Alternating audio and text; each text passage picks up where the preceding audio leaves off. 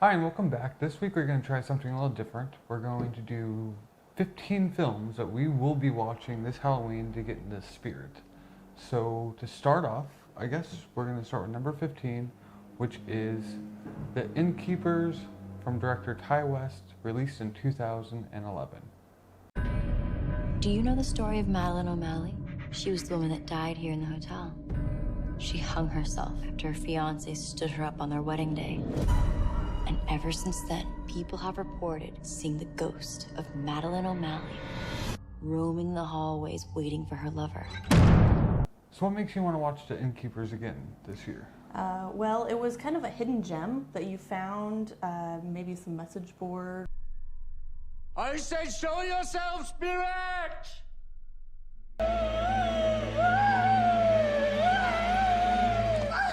I was on Netflix, I think, Yeah. and we watched Cabin Fever 2, which Ty West also did. Okay. Which I guess he disowned that movie. But I actually like that movie. It's really got some great music and really gross effects. Yeah.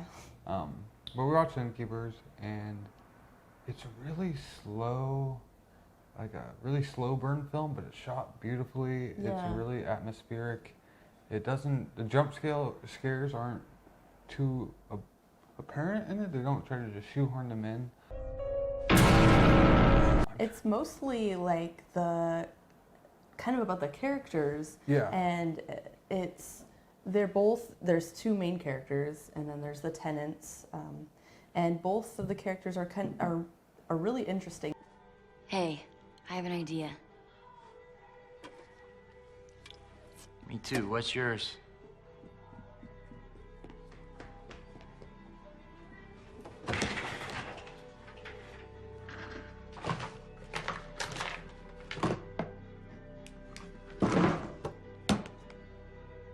Let's go to the basement and find out what that fucking ghost's problem is. They're played by really good actors too. They're both in, what is that film? Oh, Cheap Thrills? Yeah, No. Cheap Thrills. Yeah. Hey, Craig, these guys want to buy on the next round, man. I'm Colin, this is my wife, Violet. We have to do. Whichever of you fellows does this shot first gets $50. Boom! Wait, what? Oh! Yeah, I think it's from a director that used to work or write for Troma or something, but I like that one too. It has, Yeah. But yeah, this film is, well, it's a perfect Halloween film. It's got perfect, weird atmosphere, kind of builds up on it. Ty West is one of my favorite directors that I've only become really acquainted with his work in the past like 3 or 4 years, but he's amazing, and right now he's actually working on a Western, so I'm happy to check that one out, but I guess we should move on to number 14. So number 14 we decided was Final Girls, 2015, Hi, my movie is called The Final Girls, and I'm the director of the movie. by Todd Strauss-Schulson. Sorry. I'm sorry for the pronunciation of your last name. My name is Todd Strauss-Schulson. I'm a movie maker. But that one was a really fun one, which we anticipated coming out. It has all the actors that we've seen in other things that were all really great. Specifically, the main guy character from Silicon Valley. Yes. Kind which of is why the we best decided comedy. to check it out. Best comedy on TV is Silicon Valley. Yeah, Final Girls is great. I mean, it's PG-13, which we actually have a couple PG-13, which Yeah. usually most people who like horror films we kind of stay away from. For some reason, just kind of built into our heads like it's PG, it's going to be watered down. This one is just a lot of fun. It has a lot of heart to it. Yeah. It's shot amazing. I love the way it was shot. It's just a gorgeous looking movie. Yeah, if you have any kind of ties back to liking 80s slasher films, it's kind of plays off of that. Camp Bloodbath is the granddaddy of all campsite slasher films. It's cool you get to remember your mom this way. At least I get to see her on the anniversary of her death, even if she is being chased by a psycho.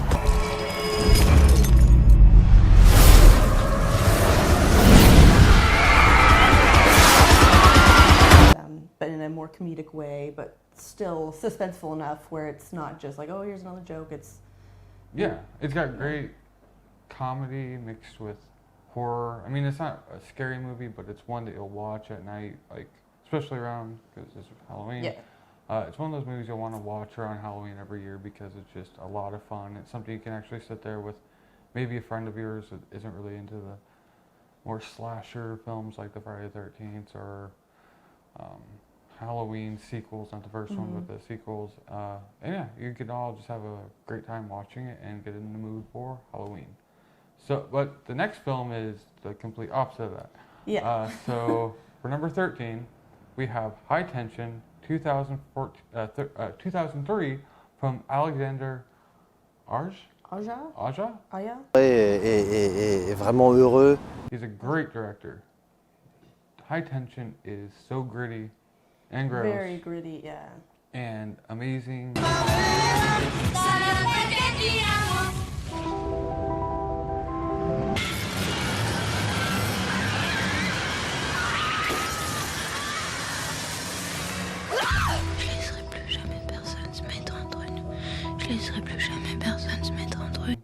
The music's great, the actors and actresses are phenomenal, the pacing is outstanding, it's psychological, it's grotesque, it's a very unique movie, and I wish he would do more films like this, because I know he did like Piranha 3D, and he's done The Mirror with Kiefer Sutherland, which I was looking forward to, because saw High Tension, saw this was coming out, I think it was like 2008 or something, or 7. And I was kind really... of the time where we were watching most of as many horror films as we could get our hands on. And I didn't really like Mirror or whatever it was called, but... Well, with High Tension, it had actually been out for a few years. It was a 99 and store rental. we decided to check it out, not really having, I don't think, any expectations for it. It was after a whole string of Anchor Bay and bad Lionsgate films that we would watch and still enjoy, but then we saw this and it was kind of blew us away. Yeah, but yeah, High Tension is worth watching. I think it is subtitled, if I remember, or it might be dubbed, but I don't know. It's worth it. Yeah. But yeah, so the next film. Number 12 is The Descent, 2005, directed by Neil Marshall. Yes. Thank you. A little easier name to pronounce. Sorry about the others. But this one was really fun, and I think this one also we had no expectation. Kind of the same time that we were watching all the other ones, that we decided to check this one out. There's only one way out of this chamber, and that's down the pipe. And really, really good. I mean, the story flows pretty smoothly, and I can't remember exactly like any of the characters sticking out to me, other than there was like the...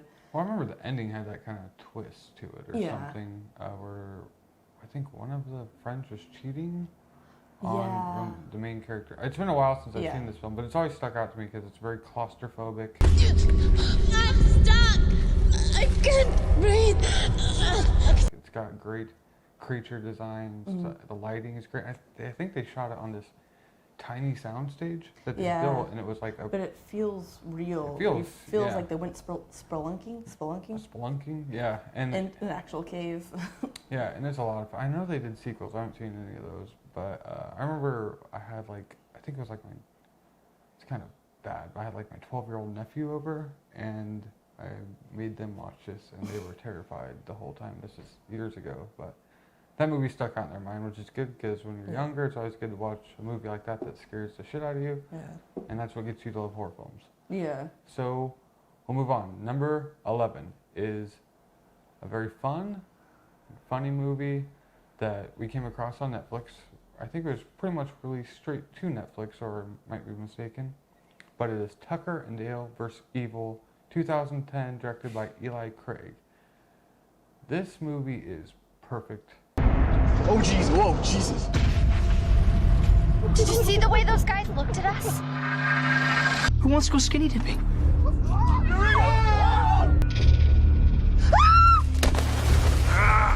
No! We got your friend! They captured Allison! Oh, it's the pancakes. You hate pancakes. I'm gonna make you something else. In every way for a comedic horror film. It is amazing. The actors are likable when they need to be likable. It's just a lot of fun. It puts it in the perspective of kind of reverses the perspective of like, okay, there's teenagers out in the woods, and oh, there's these hillbillies, oh, they're gonna kill us, but it's the perspective of these hillbillies that aren't actually evil. Yeah. And spoilers, sorry. Yeah. But it's so funny. I don't know how many times it was like laugh out loud, hilarious. Yeah. I think we watched that movie at least 20 times. Because when we watched it, we made tons Every of other single people. person Yeah. we knew. It was on Netflix, and we still went out and bought it just so we could keep it, and we still have a copy because it's just awesome. Okay, so moving on to our next film, it's The Green Room, 2015, by Jeremy Saulnier. Saulnier.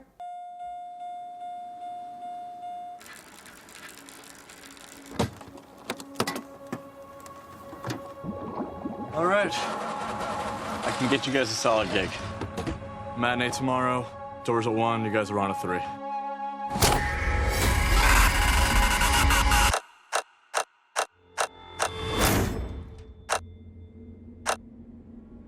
Gentlemen,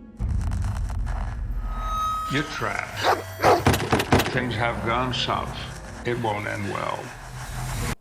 He's a fucking fantastic director. Yeah, everything he touches is gold. Yes, Blue Ruin was amazing. There's another one he did that we'll talk about later. And Green Room is just, I'm a fan of punk rock. Always have been. I love 80s punk rock, like Minor Threats, Dead Kennedys, JFK, Agent Orange, Subhumans, things like that, Reagan Youth.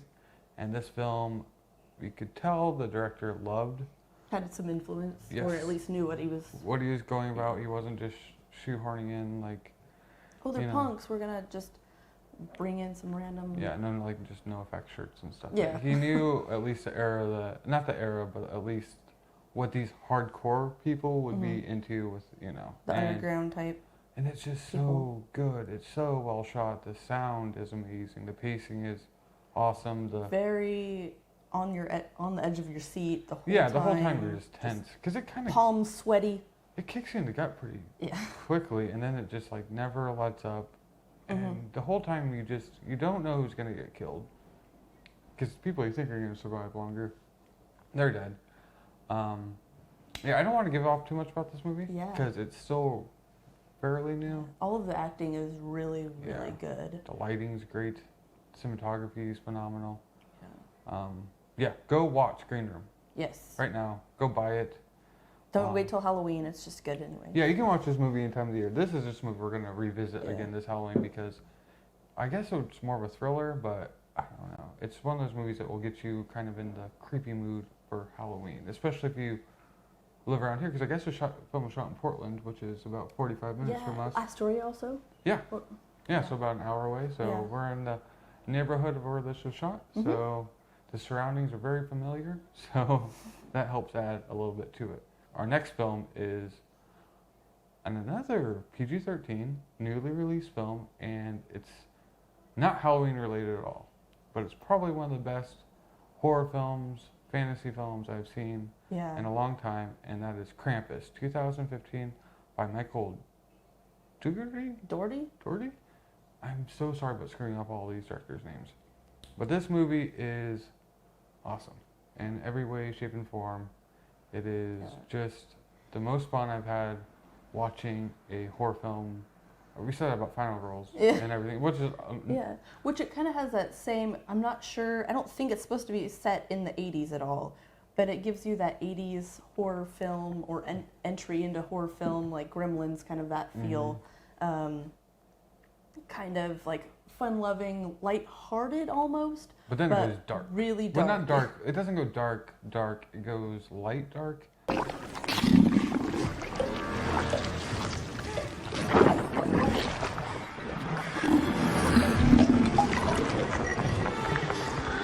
Oh, come on.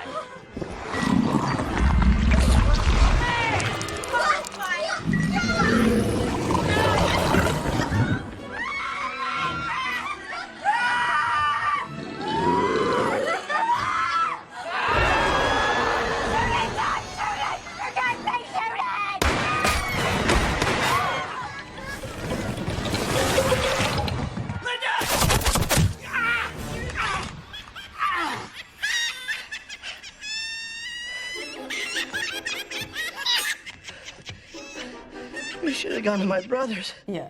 But the acting's great. Yeah. The performances the chemistry between the characters is, you can feel, it feels like a shitty family dinner. And that's what they're going for. And it feels like it the whole time. It doesn't feel forced. It's just a great movie. And again, this is a newer one, so I don't really want to talk too much about it because it's only it came out in 2015. Yeah. So, although it's a Christmas movie, you can watch it in October and then revisit it in December and then watch it. Yeah, you're allowed. Yes, you're allowed to do that. You can watch, this movie is worth to watch anytime, and the director also is a new favorite of mine. Which brings us to the next film, which is basically a classic in my mind. I don't know, it just instant classic, I guess. Which is Shaun of the Dead, 2004, Edgar Wright, which is another person who just everything he touches is gold. Yes. Everything, these people that kind Simon of Pegg, collaborate Edgar together. Wright, and Nick Frost. Yeah. They are just phenomenal. Yeah. Just really, really great with humor and the chemistry. The chemistry and even the horror is just, it's really like good to watch. Yeah, I mean, this movie's been out long enough. We could talk about like the ending when the one guy is ripped out the window.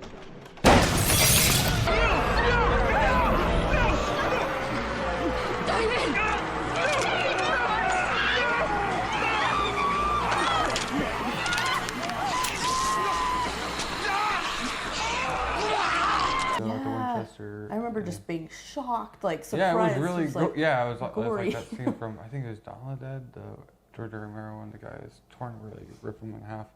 But yes, Shaun of the Dead is the best zombie film. Yeah, I'm not really into zombie films. Nothing against them. I do like some of Romero's films. It's just not a genre I've ever really cared that much about.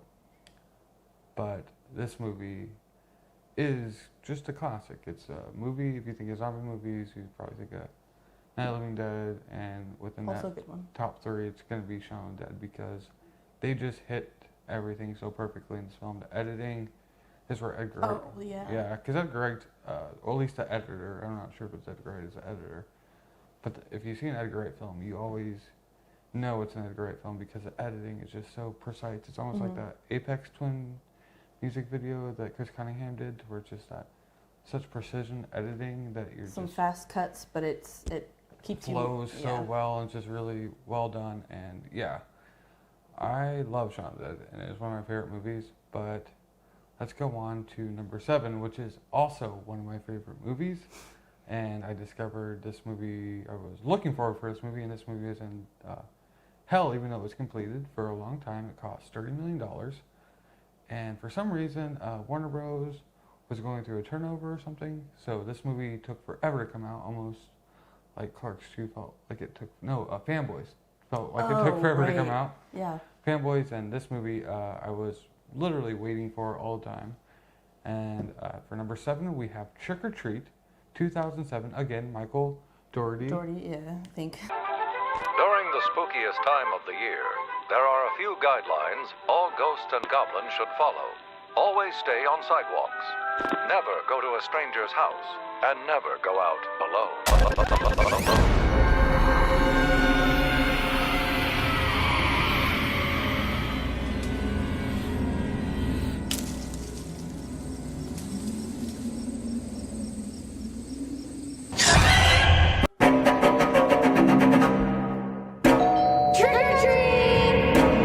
But this movie just oozes Halloween. Yeah, everything it's about the it is Halloween. Most Halloween-y.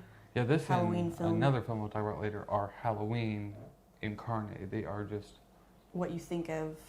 Yeah, and Michael Dougherty, who did Krampus, again, he nails just the settings. He nails the feeling, the atmosphere. He's just so. I don't know. There's a lot more people working on a film than just him, but so we're giving a lot of credit because I guarantee acting, everything, directors, editors, but it's just it's fun, but it's gritty and dark. Yeah, I mean, there's so many, like Brian Cox is in it as this grouchy neighbor, and he's got a great story. I mean, everyone just yeah, it's a what do you call that?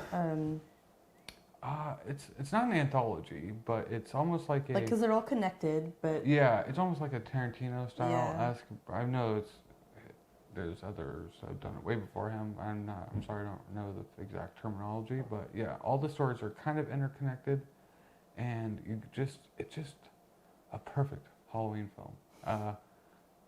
I don't really want to go into the plot because it's all so connected that if you give off certain parts, you might spoil other parts.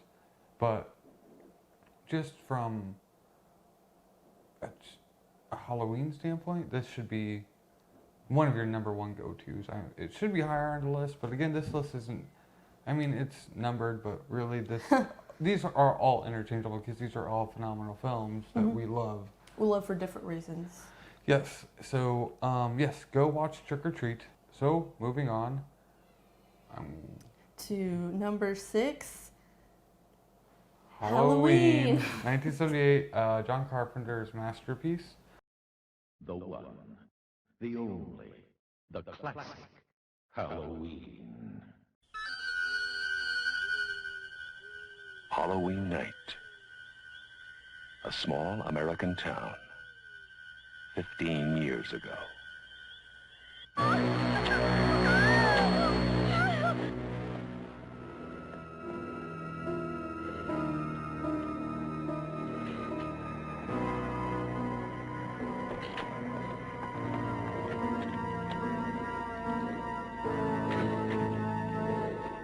Michael? Halloween. John Carpenter is one of my favorite horror directors. He's one of my favorite composers. I love everything about John Carpenter. I think he is the fucking bee's knees. He is one of my favorite directors out there. Another favorite director who's actually not on this list is Wes Craven, and it's nothing against Wes Craven, rest in peace. But we were talking about Halloween, which is a very, people remember it as a gory film. It's not a gory film. Not at all. It's more He just had a way of filming and not showing, yes. and it was the art of not showing that made people more afraid. The Hitchcockian style of filmmaking and the pacing, the cinematography, the lighting, the setting, the atmosphere. A very simple story, but it sticks with you, and everyone who watches horror movies will know this film as kind of the thing that started it out in a way. Yeah, you had like Black Christmas and you have Halloween, which are, I think, the beginnings of that slasher genre. I know you had like Peeping Tom and stuff before that, but this movie is just perfection. He did it for almost no money, and he just nailed it. John Carpenter is just the director's director. If you want to get into directing or anything, you have to look at John Carpenter's work, because him and Deborah Hill, who sadly passed away, were just the best fucking team ever, and they just did the best work. So like all their the people that they got to get involved with their films, and like the matte paintings and everything that just went into making their. Oh, we'll talk about the matte paintings later. I guess. But just everything that they put into their films. Speaking of matte paintings, good segue. Number 5 is my second favorite film ever. Ever. I fucking love this movie, and that is The Thing, 1982, John Carpenter. It is a perfect film. It is a perfect sci-fi film, perfect horror film. I like Alien. I like Aliens. This movie, this movie is those movies, but done to perfection in a way. It is so isolated. It is so, the characters are great. Everything about it's great. The makeup's spectacular. The matte paintings when they're at that big UFO, when they're looking at it's amazing. Kurt Russell wears this big fucking cowboy hat looking thing for no reason at one point, which I don't know why he did that. I think we tried to look it up, like I couldn't if that find was any, him, because I always thought it was odd. Maybe it's like something that the pilot wore, Oh yeah, could be. But the thing is just, it's a political. It's about Cold War era fears, which is John Carpenter's very political and does it very well. He doesn't feel forced, because even if that all skips over your head, you will still see one of the most perfect horror films ever, the most perfect sci-fi film ever. It's got it's really good. I could talk about this movie forever, because it is the gore and the practical effects. Clear.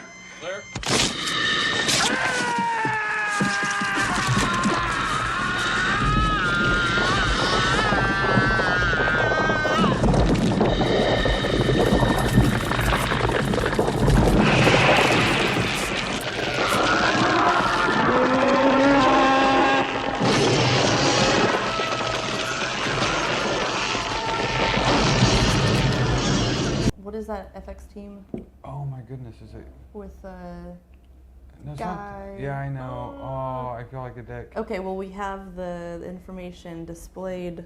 Yes, but they're beyond talented. I mean, this film was just. It was, and people hated this movie. Critics hated this. Oh, one of the. Sorry to cut you off if you want to finish your thought. I was gonna. Oh, okay, well, this movie was hated by critics for some reason. I don't know why. Now it's on like IMDb's top 100 list easily, and it's just one of those movies that it's almost like Star Wars. You watch it and you love it, and it's just there. It's just perfect, and that's all I'll probably say about the thing because you should just go buy it. Yeah. So what is your? Oh, okay. No, I just wanted to add one of the little, like, I guess, bits of information. Kind of, actually, I have two things from Halloween and The Thing, but I guess this just goes with the industry and where you're filming. They did a lot of it in California, which at the time was sweltering. Oh, yeah. And so they would be in these little areas and be bundled up and come out just like dripping sweat. And yeah, but then or even with Halloween, it was like during summer or during in California, and they had to like It's supposed to be take Chicago. all these fake leaves, and they would go and scatter them.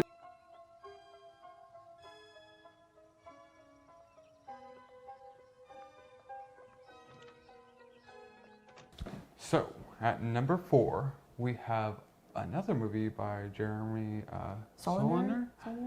The next film is Murder Party, which was... Oh, crap. Oh, we didn't write it down. I think that you said 2010, but now No, it's like 2006. Oh, crap. I'm so sorry about... Again. Yes, I'm so sorry about that. But Murder Party is an amazing Halloween film. Welcome to your murder.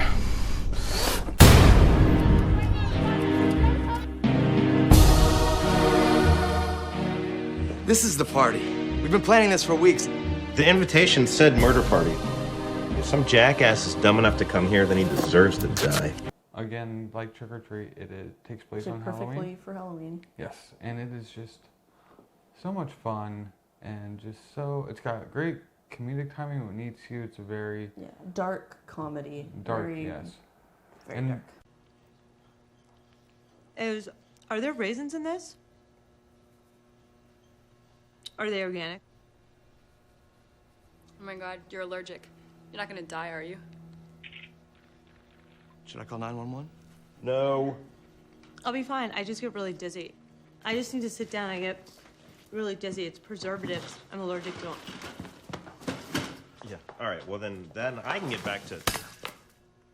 I actually worked at a Hollywood Video when this came out, so if you ever worked at a video store, you usually get movies like 2 or 3 days early, so you could pull out a movie, and we had one copy of this movie that we got, so there's one copy just sitting there. No one else that worked with us liked horror movies. I grabbed this movie out, took it home, thinking it was just going to be like a bad movie. It kind of looked like a Warriors ripoff. Well, and I thought it was like Weird Al Yankovic.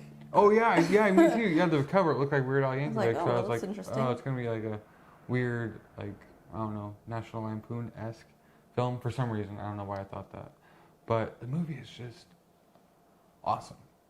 It has amazing Steadicam work that reminded me a lot of Halloween. John Carpenter's. He was masterful with the Steadicam this whole film. It just felt like a floating dream once in a while, and it was just amazing. And I know he did it for almost no money. Yeah, the look of it felt like the budget was... Oh yeah, like it all went to like the camera and Steadicam, but they didn't skimp on the actors or anything, because all the actors are great in it. The story is pretty unique. It is awesome, and he did it for, again, almost no money. And I don't want to give too much away because this is an older movie, but it's kind of fun, and it's better if you just go into it kind of blind. But it's on, I think we bought it just on Amazon a couple weeks ago. And we watched it again, and we'll be watching it again this October, probably a couple times. And yeah, go check out Murder Party for sure, because it is well worth the $5-10 it costs to buy it. So. Yeah. So for our next film, number 3, is Cloverfield Lane, 2016, by Dan Trachtenberg. You're doing great at these names. This one we were waiting for, just yes, all for 3 months. after seeing the trailer for it, It had a great song, probably one of the best trailers I've seen. We watched that trailer a lot. I watch that trailer a lot for some reason. I usually don't do that with films, but that trailer was just really good.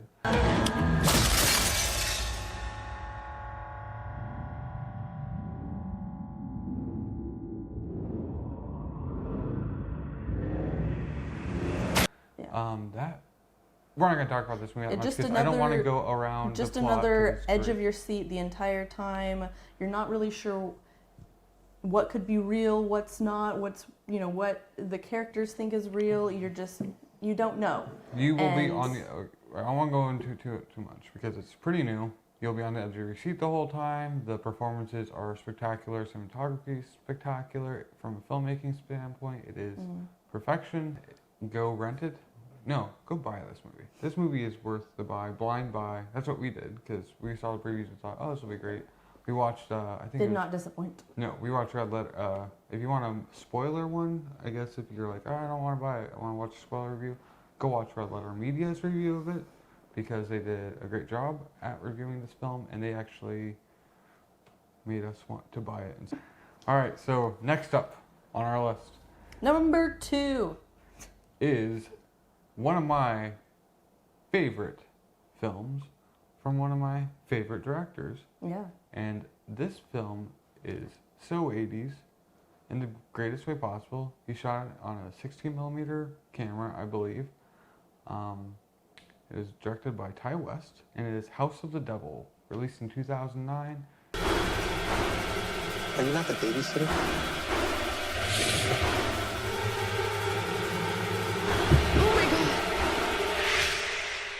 Talk to me, Lord. Talk to me.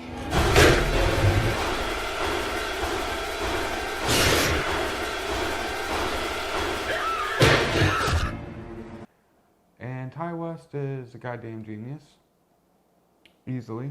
This movie is fucking amazing in every way, shape, and form. The cinematography, music, sound design, setting, the story, everything about this movie. It's Rosemary's Baby-esque. It is Halloween-esque. It is John Hughes-esque with the kind of setting in this suburban part of town, and then it moves up. Yeah, there's parts where it's like it's almost the type of film where you're almost yelling at the character like, look out or get out of there. Yeah, and she's not. And the great thing is, Ty West doesn't really write dumb characters, which I've always enjoyed. No, the whole time the character. Yeah, which I smart. I like that a lot in the Ty West films. Is he casts a lot of great lead actresses that don't fall into tropes, I guess.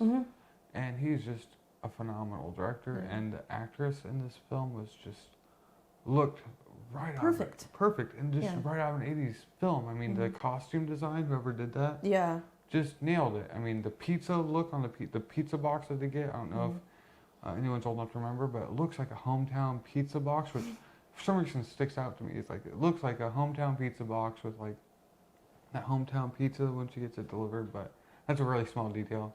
But again, that's but it's the best. But that's what that movie did. It makes little tiny details stick out that you're just like... But without being in your face, like, remember this? Yeah, it's not the member berries. But this movie was just awesome. And it's got a lot of slow parts, but it's not boring. You're still just interested, like, what's going to happen next? Well, it's a lot more fast-paced than The Innkeepers. Some people might find it boring. I don't. But Innkeepers, if you see Innkeepers, you're like, oh, it's boring, I don't want to watch another Ty West movie, give House of the Devil a try because it will show you how much of a fucking great director Ty West is. And again, he's doing a Western, and I haven't seen anything about this Western yet. I know it has Ethan Hawke in it. So I'm excited because I love Westerns. Not enough Westerns get made, in my opinion. So yes, House of the Devil, 2009. Rent it, buy it. I don't want to talk too much about the plot because it's... Although not completely unique, it's unique enough to where I don't want anyone going in knowing anything. It's a good blind movie to stumble into. And can I talk about number 1? You should talk about number 1. Number 1 is my favorite film ever. By your favorite people ever. By my favorite people ever. Evil Dead 2, 1987 by Sam Raimi.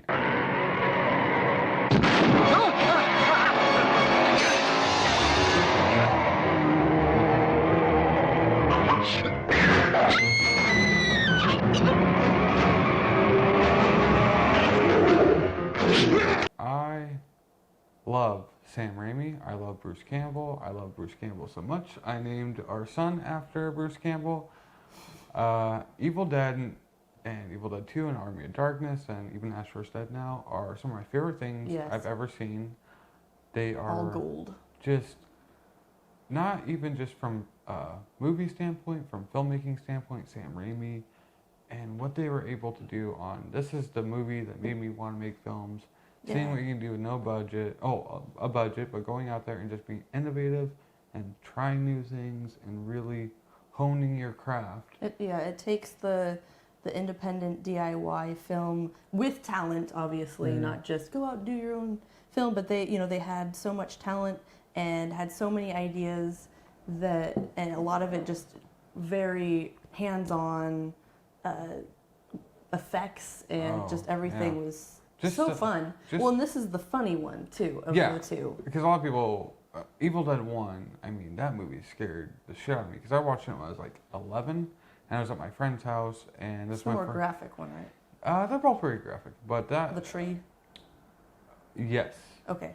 We don't need to talk about it. Yeah, but number one was one of the scariest films I ever saw, which is funny because a lot of people think it's like, they get them confused. You know, they think, oh, the campy. It's like, no, it wasn't campy. It was fucked up. It was really great and it had these amazing, number one. Number two is campy, but number two is also psychological. It is also just, insane in every way, shape, and form. It is shot amazingly, and I mean, once in a while you can see some, when they're doing, like, running through the house, you can see some of the set, but that's what adds to that movie's charms. It's not because you're seeing the mistakes that the film directors, you're seeing how just far they're pushing the bounds of what they're able to do on this small soundstage. They were, I mean, Ted Raimi was in that big suit, dripping sweat. I mean, they all, literally blood, sweat, and tears, like most films all have that, but this film took it to the umpteenth degree, and Sam Raimi is... with Evil Dead and Evil Dead 2 and Army of Darkness, the trifecta. But I'm just so happy that enough people were actually interested in those, and I guess, with the remake, I don't know if that has any influence, but the fact that there is Ash vs. Evil Dead, which is just a brilliant show. And we get to watch the season 2 premiere right after we're done recording this, which I'm very excited about because Bruce Campbell is the perfect actor to me. I love Bruce Campbell. I always He's got amazing books out. Yes. If Chinch Could Kill, which is amazing. Bruce. My Name is Bruce. Oh yes, that movie is awesome. That should have been on this list. That's one of our honorable mentions. Yes, My Name is Bruce and Bubba Hotep. Anything Bruce Campbell does. Maniac Cop 2, I think is in. Oh, Mind Warp. Mind Warp. Oh, that movie's great. Okay, well now we're going to be talking about Bruce Campbell. But so those are our top 15 films that we are watching. Is that Mind Warp or Mind Trap? I think it's Mind Trap. Terminal Invasion. Yeah, the sci-fi one. Okay, just go check out Bruce Campbell after this. Oh, Briscoe County Jr.? Yes. Yes, that's the greatest. That show should have went on longer. Even Burn Notice. Ooh, Burn Notice is fun. Him and his mojitos.